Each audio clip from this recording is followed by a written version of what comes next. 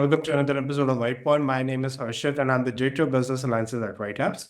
We're a digital agency specializing in SaaS and e-commerce SEO. I've got Andy with me today. Andy is the CMO, founder, and principal at Mark Strat Insights LLC. So, big welcome to you, Andy. So happy you can join me today. Thank you. I truly appreciate the opportunity on this beautiful day in Dallas.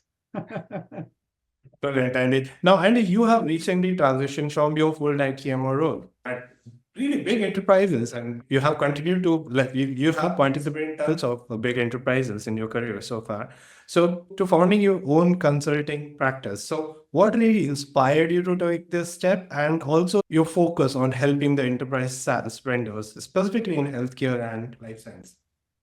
Yeah, so it's very personal. I lost my mother at the untimely age of 58 years, and then my wife and daughter have had immunity issues, which obviously led to a disproportionate focus on healthcare and life sciences. The Japanese have a beautiful word about introspection and finding your higher purpose. They call it ikigai. Ikigai is basically understanding what your higher purpose is. How do you channel your talent, your aspirations, what you are good at into basically towards that higher purpose, and you deliver value to your society and community while obviously earning a living. It's that magic intersection, often called the true north or your mother lode or whatever. So because of all some of these adversity that has hit me, I was forced to do some deep introspection and come to the conclusion that I needed to do more than just earn a paycheck every 2 weeks. So that has led to my focus on healthcare and life sciences over the last 20 plus years. So the idea is to deploy I have 3 master's degrees from 3 countries. I've been educated in the US, Israel, Canada, and India. That's 4 countries. And so how do I channel all of that learning and my experience at companies like SAP, GE Healthcare, Tableau, Alteryx, Medi-Analytics, which have all been market leaders, to drive up the health and the quality of life of chronic ill patients with multiple morbidities who really want to lead a better life, want to lead a higher quality of life, manage their disorders and their issues, their wellness issues, with leveraging technology best practices. So that's the inspiration for what I do. I've been very focused. I lead a life with a higher purpose, and by the grace of the Almighty Lord, it has served me really well thus far. Gotcha. Now, as a fractional CMO, what do you see as the key benefits for your target audience, like enterprise SaaS, these companies, when they opt for this model, as well as especially when it comes to scalability and strategy execution side of things? Absolutely. Right now, my reading is I speak at multiple conferences. I'm called to speak at multiple conferences. I just spoke at the Reuters Health Conference, and the big key takeaway, I was in multiple panel discussions and presentations. And the big takeaway is, especially in the world of AI in a healthcare context, there's so much of noise, there's so much of hype. There are so many solutions which are literally looking for problems. You've got startups who have done something interesting in retail or manufacturing, and they think they can automatically solve healthcare problems. So I just wrote this post, literally cutting through all the noise and clutter. Basically, key takeaway is the world of AI, especially in healthcare or in any industry, is far more than Gen AI. Gen AI is getting disproportionate VC investments, it's getting disproportionate hype, but it's the least mature and it's the most vulnerable of all the AI modalities, right? Because as we know, hallucinations, patent IP infringement, bias, the length of the prompts, etc., there are endless issues, right? But for whatever reason, as with everything else, because of FOMO, fear of missing out, we see VCs, we see CIOs, CTOs, CMIs, CHIOs trying to figure out what their healthcare IT strategy is, disproportionately focused on Gen AI, which I think is a mistake.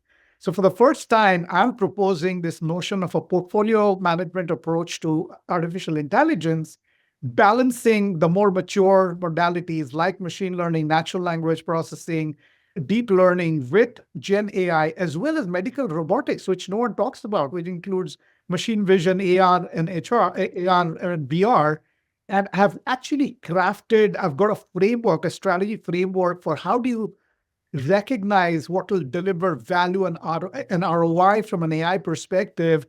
And I've articulated 16 use cases in that blog post, which has basically gone viral I put it in the chat. It'd be great if you can include it with this interview, which is getting engagement and resonance from all across the world because people just don't have clarity on AI. So my purpose with Markstrat Insights is to help organizations, healthcare organizations that are trying to figure out what their AI innovation, AI and analytics innovation strategies, or vendors, innovative vendors that are trying to penetrate the healthcare market with a solution looking for a problem. How do you meet that challenge? How do you cross that chasm and ensure what gets truly delivered are AI use cases, are AI technologies and modalities using this platform, using this portfolio management approach, which delivers real value for clinicians, executives, nurses, technicians, caregivers, which basically serves to improve the quality of their life, their efficiency, their productivity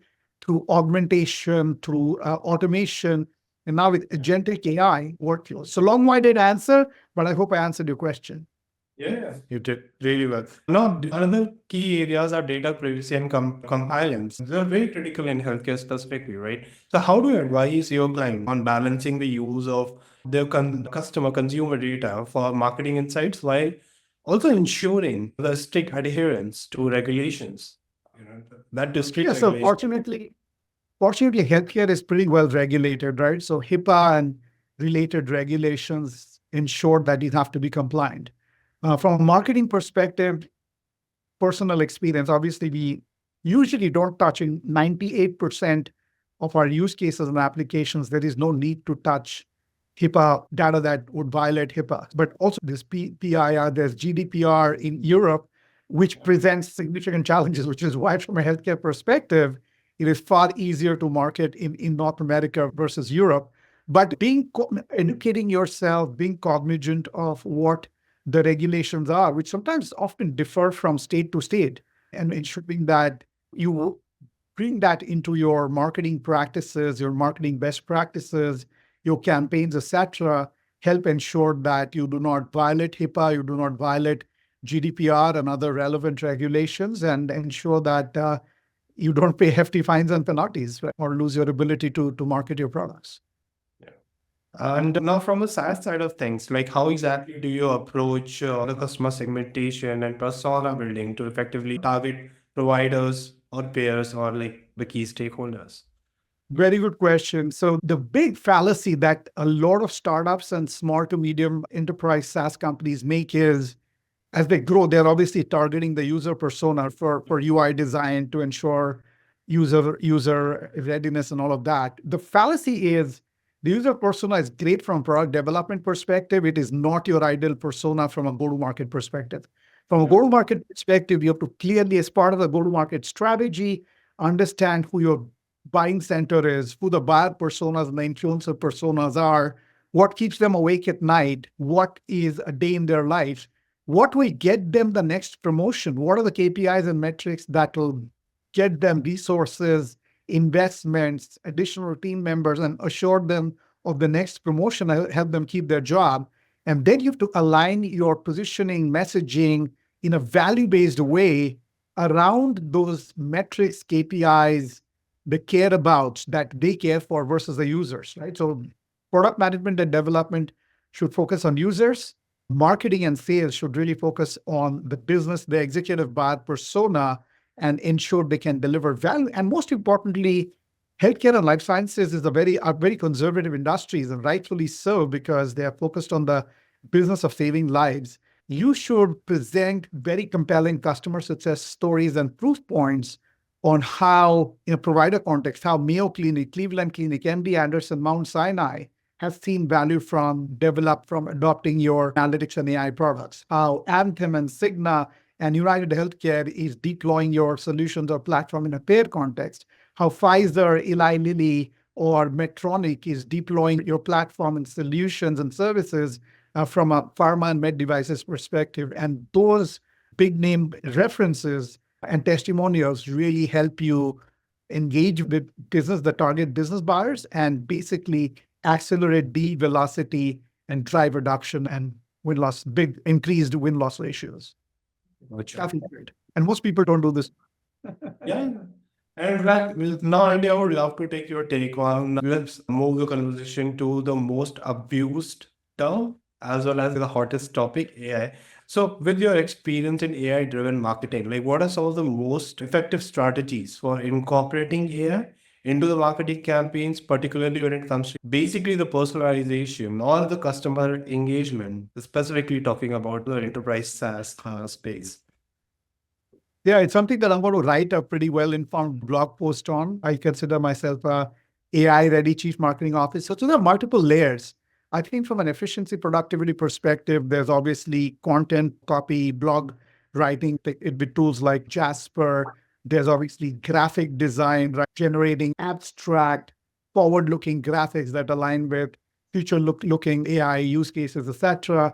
I think video editing or generating videos, compelling videos with AI. So those are the efficiency and productivity apps.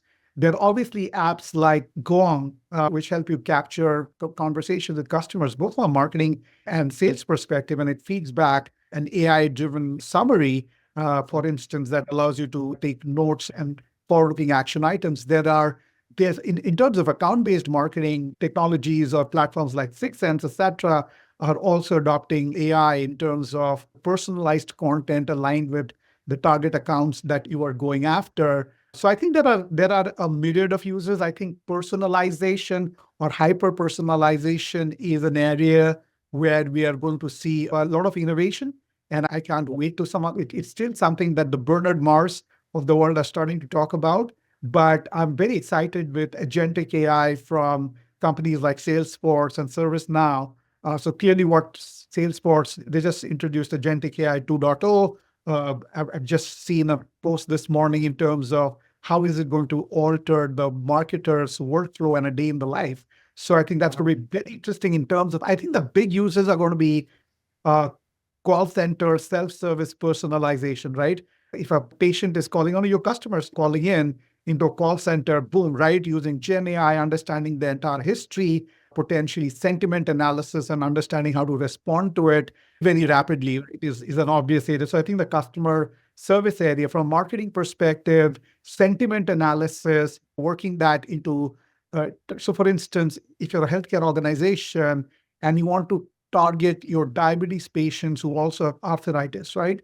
So basically mining your clinical data from your electronic health records and using that propensity data to ensure you're targeting the right patients or their family members to ensure you can drive them to additional modalities and therapeutic areas is very promising. In the clinical trial area, recruiting patients for specific clinical trials, ensuring you're monitoring their state for any kind of events or exceptions that occur, etc. I think agentic AI is going to introduce a whole new level of monitoring and exception management and trigger workflows, self-service workflows, which is, I think, are very exciting and the next frontier from an AI perspective, which will go across. I think it'll start with marketing and sales, but it'll go across other areas into technology, software development, right? Product development, etc. I've seen some amazing platforms which can develop apps, no-code apps, with just capturing requirements and pointing them to data sources.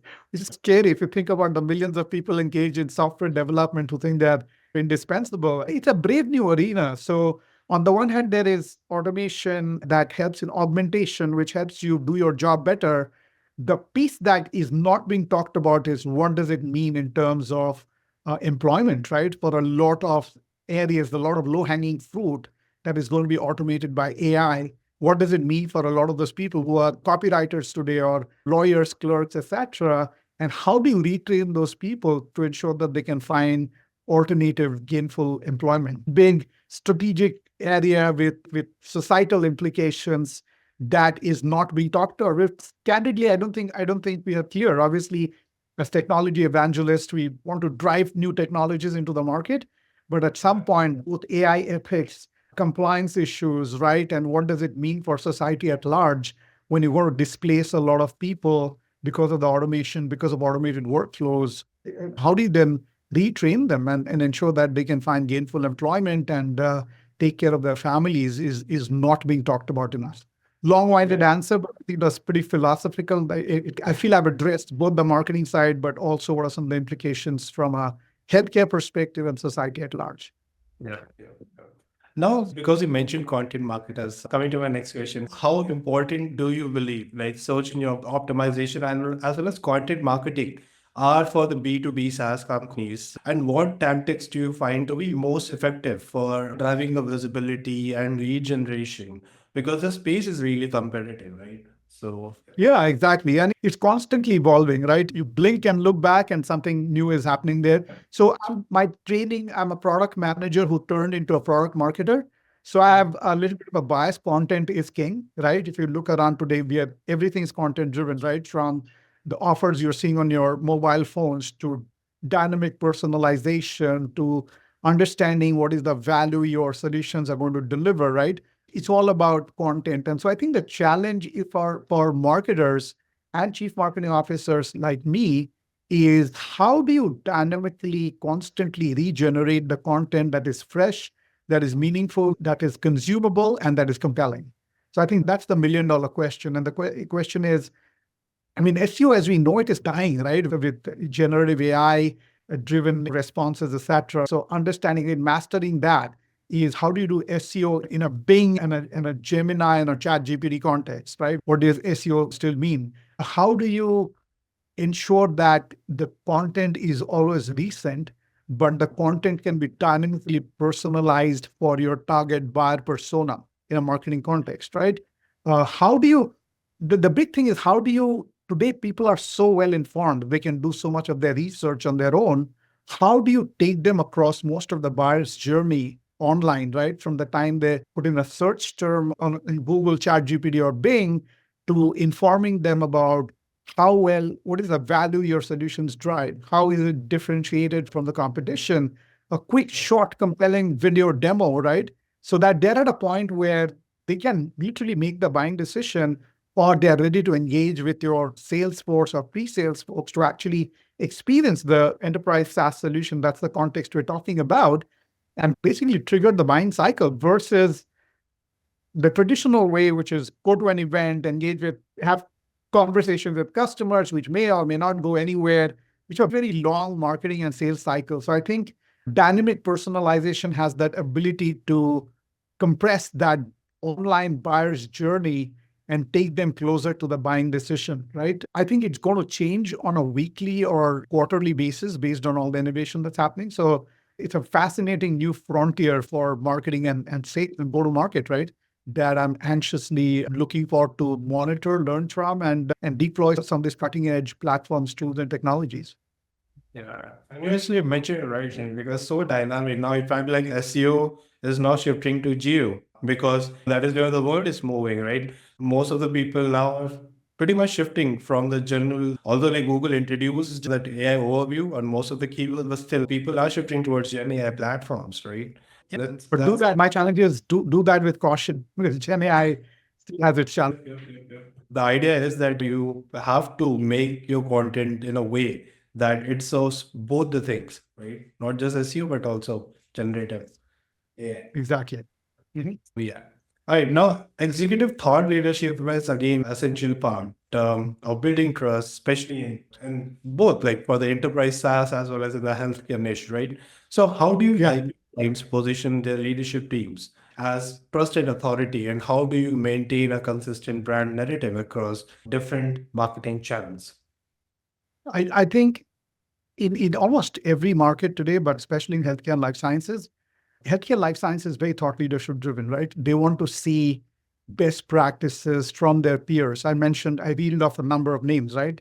Thought leaders like the Mayo Clinic, Cleveland Clinic, MD Anderson, Mount Sinai, Medtronic, Pfizer, Eli Lilly, Novartis, Novo Nordisk, companies like that, Johnson, United Healthcare, Cigna, Anthem, are at the forefront, right? For leaders, and I've taken this on myself. I realized early on, one of my career coaches advised me, and this is my advice to younger folks who are starting up on their careers, right? Is everyone you're competing with has a resume and a LinkedIn profile. Okay. So that doesn't differentiate you anymore. So what will differentiate you with is how well are you scanning this horizon? You can't absorb all the information, right? There's information overload. Despite the information overload, how can you specialize in key niches and then present an original perspective that none of your peers or most of your peers are not doing, which is both compelling in terms of differentiating yourself and also differentiating your employer and the company and their platform solutions services in a very non-salesy kind of way. That is very important. You don't talk about feature functionality. You talk about what are exactly as you've seen and I'm putting a link to my thought leadership profile. It's all about what are best practices in terms of healthcare use cases in a provider context versus the payer context in the clinical area versus the revenue cycle management area versus robotics driven surgery, right? It's at that specific use case level. What are best practices that leaders are adopting? And then hopefully in there, what are best practices that your platform solutions and services are delivering without focusing on the feature functionality, really focusing on it from a customer's adoption perspective. And if you do that, you get attention. It helps differentiate your employers, your company's platform solutions and services, articulates the value that customers are seeing. And if you do that, somewhere along the way, you are improving your positioning as a thought leader as well. I think I like to think humbly that I do this well, far better than I'm probably one of the only few CMOs in the top healthcare and life sciences industry who's also recognized as a thought leader. I put out very original content which spawns companies and consulting services across the world, and I'd like to keep doing that. So for folks that work with us at Markstrat Insights or with me as a chief marketing officer, I bring that personal brand to work for them and ensure that I can reinforce their brand and thought leadership, leveraging this original mind share that I bring to the table. Now, data analytics again plays a huge role in basically optimizing the marketing efforts. So, how do you help these enterprise SaaS companies use data analytics to track of multiple things, the consumer behavior, forecast, future trends, all of those things? Yeah, marketing is both art and science, right? Yeah. And in my case, I'd like to think of myself as a very marketing science driven CMO who embraces both the science and the art, but ensure that you never lose sight of the data, the analytics, and the insights to really monitor success. So everything we do, whether it be product marketing, content marketing, customer marketing, value discovery, demand gen, marketing communications, ARPR. So I basically look at what is the company's, what is the CEO strategy, then how does that align with my strategy and metrics as a chief marketing officer?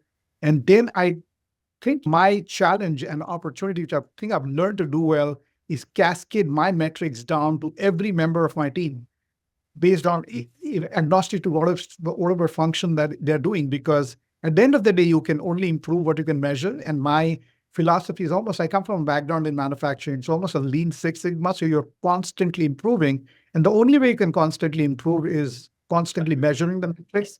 So again, fail fast. Not everything will work in marketing. You take risks. So if something doesn't work, the metrics tell you it's not working, you fail fast, you pivot, you change, or you stop doing something, but also ensuring that what is working well, you celebrate that win, you pat yourselves in the back, and then immediately start thinking about how do you improve on that metric. So be it like a MQL to opportunity conversion, be it opportunity to deal conversion, be it yield from a webinar or an event or a campaign, be it sales enablement. How well are you training your sales folks to be able to deliver your positioning with confidence, right? The number of reference customers, how well are you converting your current and satisfied customers into reference customers and evangelists? So there are metrics for all of these areas. And I ensure that we deploy those metrics, not for the sake of doing it, but ensuring that everyone in the team has visibility into what he or she is measured against, which basically drives a winning behavior. So at the end of the day, we are all rowing together as a team and ensuring that we are all contributing to winning, right? And taking the company forward, building quality pipeline, helping sales convert leads and NQLs into opportunities and deals, and eventually, obviously, building a purpose-driven brand, which eventually enhances the company's market valuation. Gotcha. Now, and tell me this thing, enterprise SaaS targeting specifically healthcare, life science in this space are really complex, right? So what advice do you have for marketers, specifically trying to position these technologies in competitive market where the value proposition may not be immediately clear? Yeah, very good question. Again, something that marketers or say startup vendors, market is usually the last area that a lot of innovative startups invest in. And that's a fallacy. They think, oh my God, if we build the product and the technology and people will come, and they're discovering, right? Of the thousands, here's a prediction. Board prediction I'm going to make, right? Yeah, You literally see thousands of AI startups that have been spawned, right? In the next 1,000 years, 80% of them will die. 80% of them will die because they don't understand this, right? 80%, 70 to 80% of the code that gets written doesn't see the light of the day because they don't understand how do you cross the chasm to becoming mainstream. So there the success is all of things I talked about. Clearly understand who your buyer persona is, right? Clearly understand what is the job to be done. What is the job to be done? How well are they and their teams doing it today? What is not working? And then something like AI, does it really serve to augment and innovate and do it in a whole new way that delivers 5 to 10x of the value that they are seeing with the status quo? It's got to be 5 to 10x for them to justify. Most change is very difficult, right? So for most of our customers, that's something that this is the light bulb going off when I read a Harvard paper. You'll see that reflected in that blog post I wrote. Yeah. Something that most innovators, product developers don't realize is that the more change in behavior that your technology involves, the less likely to get adopted. Because here's the psychology. Most people like us, most people tend to overvalue the technology or whatever the current solution is, right? Yeah. And innovators, product developers, startups, entrepreneurs tend to overvalue the solution they're bringing to market, right? So if you think about that, that's a huge disconnect. That disconnect is of the order of 9 to 10x. So I'll tell you, and when you remember when you went from BlackBerry to the iPhone, right? I was so enamored with the keyboard. It's, oh my God, in a business context, how can I take something without a keyboard? So my wife got her iPhone first, and then I was playing around with it. I said, oh my God, I mastered tactile touch in 24 hours.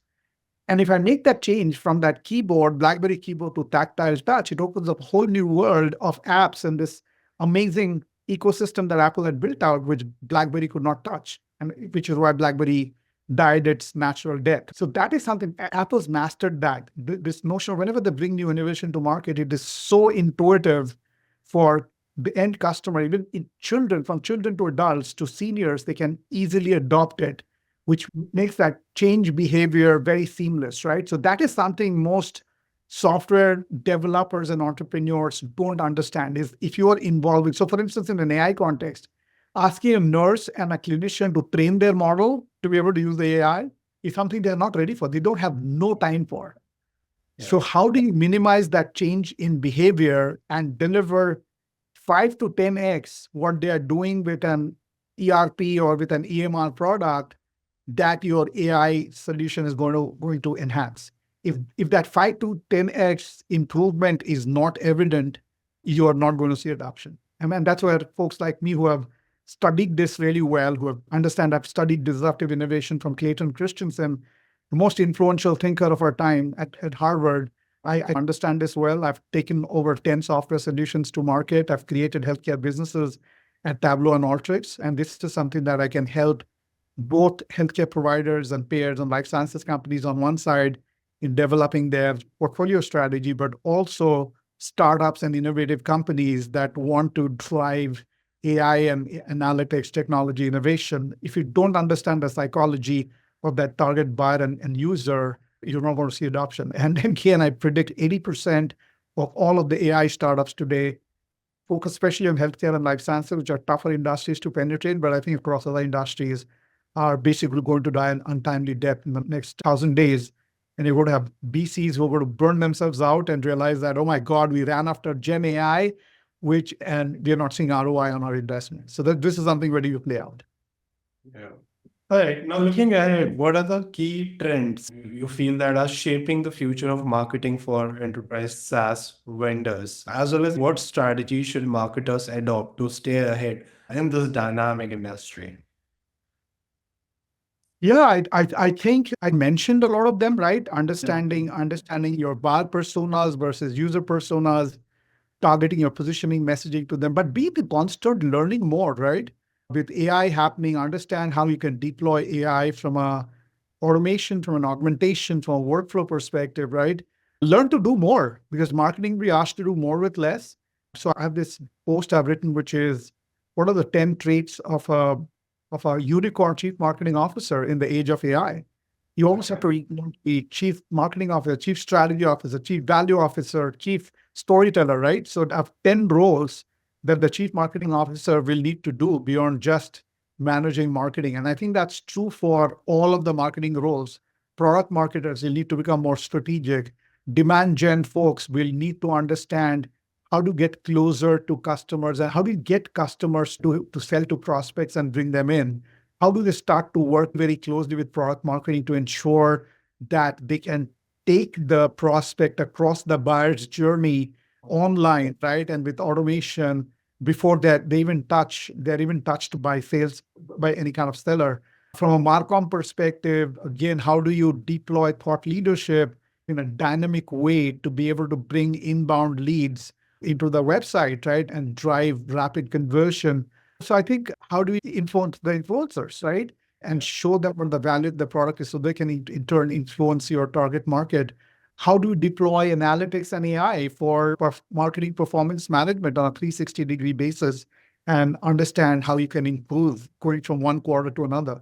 So I think all of those, it's an exciting, it's also a very challenging time for, I think, every function, including marketing. I won't say marketing. And if you look at the no-code platforms that are developing for software, I don't think a lot of our software engineers have any idea what's about to hit them, right? So I think every function in every industry is going to be challenged. And the only way to do is be a perpetual learner, stay in learning mode, be very humble, don't have this vanity around, oh my God, I'm so good, I'm going to be indispensable. You got to throw that thought out of the window, be in constant learning mode, keep your eyes open, learn from others, learn from best practices, and just ensure you constantly qualifying yourselves, right? Which is what literally my personal strategy to staying relevant and being a thought leader, constantly looking at what I can learn ahead of the other people, present my best practices, which in turn gets people's attention and becomes a business case for people to engage with me, my strategy consulting practice, and hopefully as a full-time chief strategy officer, chief marketing officer as well. Yes. And it's coming to an end now, and I would love to have a quick rapid fire with you. Are you ready for that? Yeah, yeah. Okay. If you could solve, Don't ask tough questions. all right. If you could solve career for a day with someone in any field, be that be tech, art, or even space exploration, who would it be? I'd actually want to, I'm deeply spiritual, so I'd love to spend time with someone like Dr. Joe Dispenza and understand how you can quantum leap into other states of consciousness and make your dreams and aspirations literally happen overnight. I think it's something I'm working on personally. I think that's an area no university or school teaches you, and but makes a huge difference between success and failure, especially in these times unprecedented change that we are living through. Now, just imagine this scenario. You are stranded on a deserted island with Wi-Fi, okay? But only one marketing, you can use only one marketing tool. What's your choice and why? That's a good one. I'd probably use something like my CRM system to understand who can I call upon to What's your go-to CRM system? uh, What's your go-to CRM system? What do you use? Salesforce, whether you like it or not, has the most widespread usage, right? Yeah. But say combine Salesforce with Tableau, there's a very interesting outgrowth. There's a platform called Qualified, which has been built by former Salesforce folks, which is a common, which uses AI, right, and chatbots to be able to dynamically customize content with a visiting prospect right on their website and drive them potentially to a conversation or a call with a salesperson, if that's possible. So there's some pretty cool stuff happening there. Yes. Yeah. All right. I want to understand Salesforce is going with Agentic AI. I think that's the next frontier in terms of Yeah. CRM. Yep. Yep. Now, because you mentioned spirituality, so if you could time travel to any moment in the history of marketing, which era would you like? That's a tough one. I think I'd like to time travel to 10 years forward, right? To understand how hyper personalized can we get, right? To the point where you're literally sitting in front of you're sitting anywhere, we as individuals, as consumers, and you just think about, hey, wouldn't it be nice if I can do this? And lo and behold, there's marketing content which is served up in your 3D visor, if you're a virtual reality visor, and then allows you to both explore it, experience it, right? And then consume it and buy it, right? From that one workflow in your virtual reality visor. I think that's where we are going to be able to time travel and see how we're going to make that happen. It'll be very interesting. Yeah. All right. Now, apart from spirituality, what's the most random skill, or in fact, hobby that you uh, you know, have that surprisingly helps with your work as a marketer? You'll be surprised. I'm actually known as a Renaissance man. So I have my hobbies tend from writing poetry to I'm a travel blogger. I'm a photographer. I'm a Bollywood DJ, and I'm a mystic. I'm a foodie. I'm one of the best known foodies in the Dallas Fort Worth arena. So I think the DJ part is pretty interesting. I'll actually leverage my skills as a marketer. So I go into a audience. In many cases, it's my community, the Bengali community in Dallas.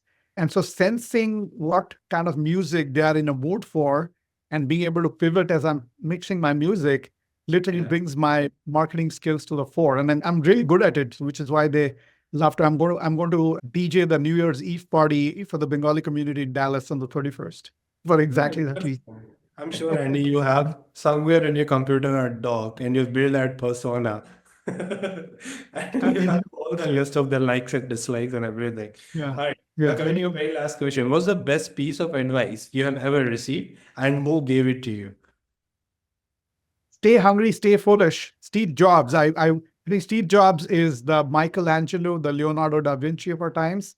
I worship him. I think he's the greatest marketer ever born, the greatest marketer and innovator ever born. All you've got to do is my life runs on Apple products, right? I've bought every Apple, except for the 3D visor, I've bought every Apple product ever created.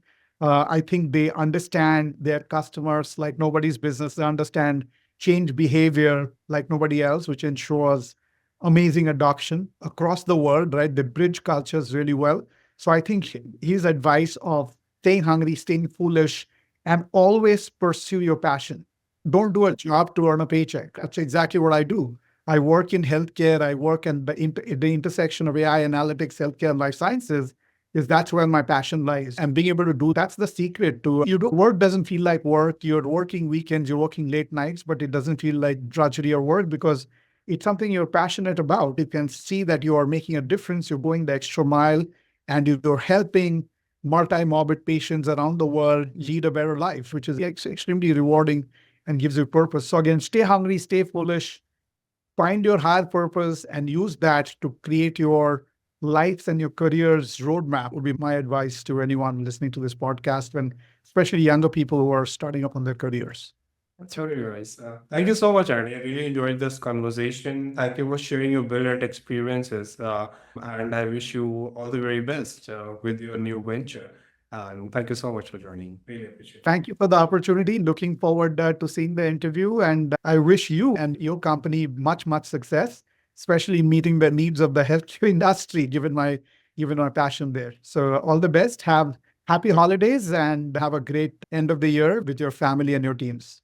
Thank you so much.